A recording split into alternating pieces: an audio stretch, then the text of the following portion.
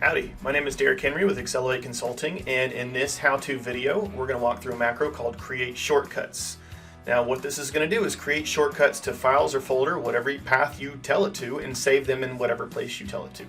The reason you might want to do this is if you have a bunch of files, you're trying to refer to them back and forth, or maybe to prevent version control so that files are only in one place, but it might be helpful to reference them. That's where this is helpful. The most commonly used way that I've used them is when we have a hierarchy of months or weeks or years or something to go to the next one and the next one, or back and forth, and you'll see that in the example that we use today.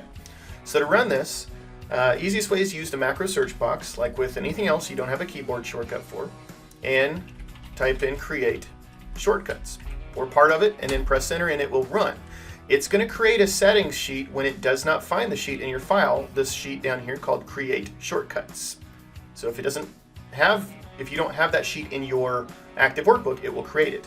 And then you fill in these three fields. Where do you want the shortcut path to point to? Where do you want to save the shortcut itself? And what label do you want to give it? That's all you really need. Now, instead of filling this out, I'm going to show you what I've already done here. These are all filled out. Now, the power of Excel is that you can use formulas and reference things back and forth so you don't have to build it one at a time or even do find replace. See what I'm doing here is I've got a path and I've got a date, and I'm just adding 7 or subtracting 7 using different Excel functions to do that.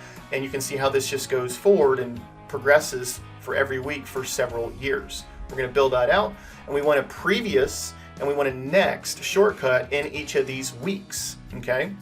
Now there are hundreds of them in here because there's several years worth when I built this. So rather than watch it run, because it's just going to kind of flicker for a few minutes, I want to show you the output of this. So within the 2020, and we put shortcuts through all of these, within the first one, we want to see a B next. Or you could put whatever label you want, but I kind of want to have A and B, or maybe you want to start it with an underscore so it sorts to the top. Whatever you want to do. But in this hierarchy, to make it easy to navigate, there's a previous to jump to the previous week or month or year, or whatever it is, store number, if you've got a bunch of stores or departments.